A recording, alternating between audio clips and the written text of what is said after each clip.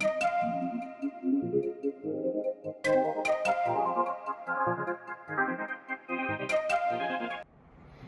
everybody, fellow blue shirts. My name's Rob. I just put together a frequently asked questions type thing, which I thought people might want to know before they step forward and into the unknown with mental health, because there's stigma still around it. I'm just going to discuss how health and welfare has been, how vulnerable you can be when you speak with them, the steps to get help, my alcohol addiction, self-medication, and my signs and symptoms and triggers, what diagnosis I've had, what labels I've been given, and what help I'm receiving and how it's paid for.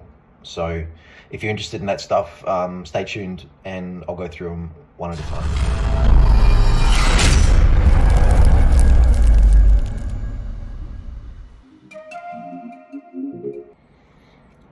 I haven't been well for quite some time. I've hidden it really well for ages. I'm currently at the Marion Centre in Wembley. There's a few cops here, and DVA is paying for this one for me. WAPOL paid for the last one, including the PTSD course, which I'll talk about in a minute. It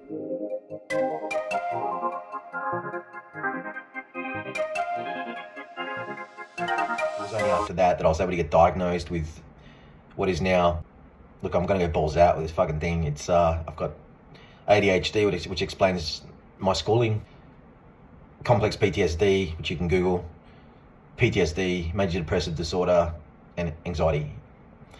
I don't like labels any more than you do for two reasons. One, I believe that there might be a placebo effect that causes it to spiral and get worse.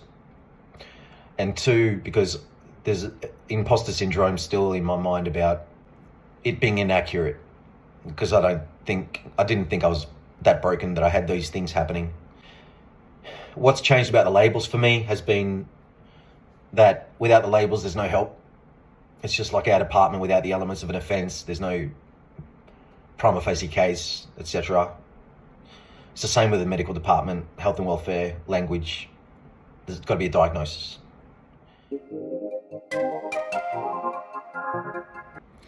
The steps I took, and I'll tell you in a minute how I got here, but like why I got here. I went to the GP. I told them I wasn't doing well, especially with the alcohol and depression. And I was starting to get bad dreams, and I was constantly on high alert, hypervigilant, had a sense of impending doom. And he put me on a mental health plan. Again, that word, it doesn't feel nice, but it's fucking reality of it. Okay, so mental health plan. It was a questionnaire. I scored more than enough to be labelled depressed. From the mental health care plan, he was able to prescribe me with some antidepressants. Yes, that's the process. You don't need to go balls out and tell work straight away what's going on. You can do it discreetly through your doctor, and you can get your meds covered. You get 10 free psych appointments through work. You don't have to sign the disclosure agreement if you don't want to. You'll get some help privately without work being involved, and you can function if you're functioning at that level. Okay.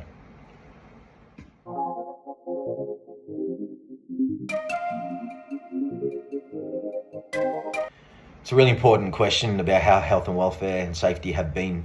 They've now got contractors who are consultants who mediate between block rehab, and with like 500 people roughly off work at the moment. Health and safety told me as long as I'm working to get better, they'll support me, and they haven't let me down yet. But I've also noticed that I wasn't able to be completely transparent about all my symptoms and expose a lot of stuff, because until January this year, we didn't know where we stood, what the intention of the department was, if we'd get Section 8'd or however it worked, pardon me if that's wrong. The other thing that's different from the past, I've noticed, is there seems to be more involvement with independent psychiatrists and psychologists.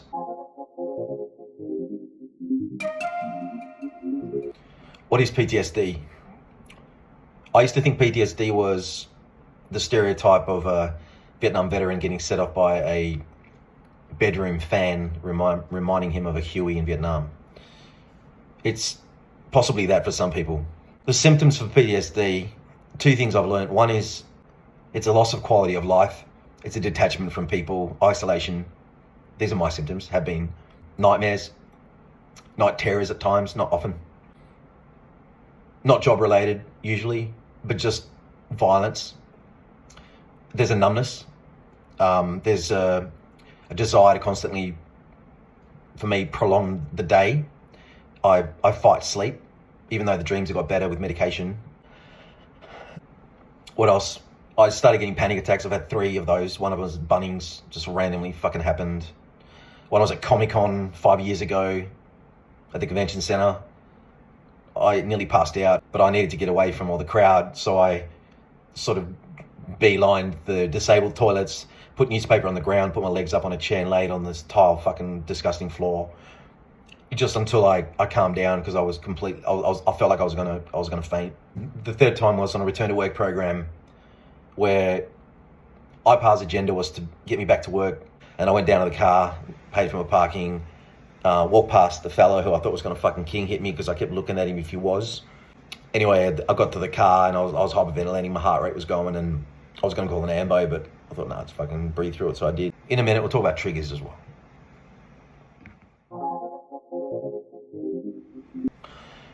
I learned that triggers aren't necessarily an emotional reaction, although I have 2 or 3 that really affect me. One is sudden noises. I go from being like calm to a fucking 11 out of 10 mad, completely unwarranted for the scale. It'll be something like my dog barking suddenly right next to my head.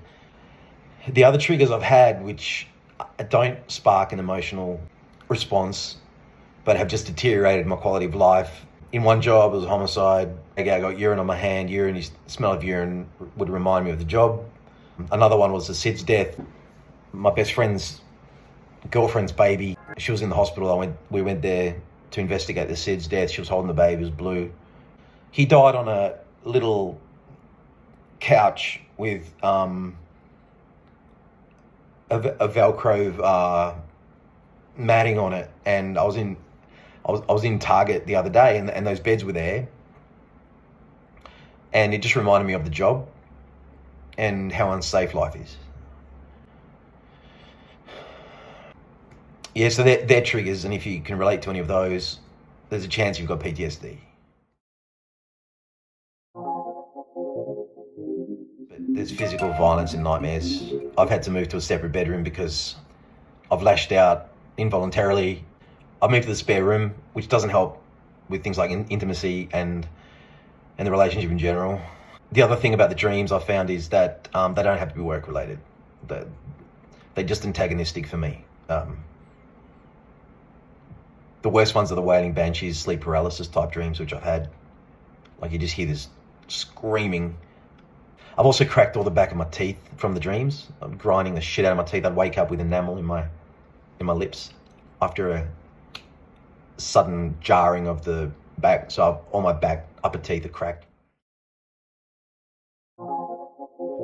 Regarding medication, I want to quote Jordan Peterson here. He's a professor from Canada. Anyway, he basically says, if you need the meds, take them. This is his opinion, and I'm not giving anyone advice. And I was against that because it conceded there was a problem initially, etc. Regarding alcohol addiction and any other substances that people may be discreetly on, it gives you the mindfulness, the stillness, the dropped inhibitions, and it causes the problems that it cures the next day with the hair of the dog. And over time, because the body adapts to the poison, you need more of it over time. The other thing it does is it creates its own level of dopamine, and your body stops producing that naturally, which is why you need to have it more and more over time if you have a problem. There's a difference between alcohol dependence and alcoholism. Alcoholism is linked with genetics and nurture. So if you're exposed to it growing up, and it's the forbidden fruit syndrome. Alcohol dependency it goes hand in hand with alcoholism, but it's exclusive in the sense that if you stop 7 to 9 days, the body has completely got rid of it. The dependency and the withdrawals have gone.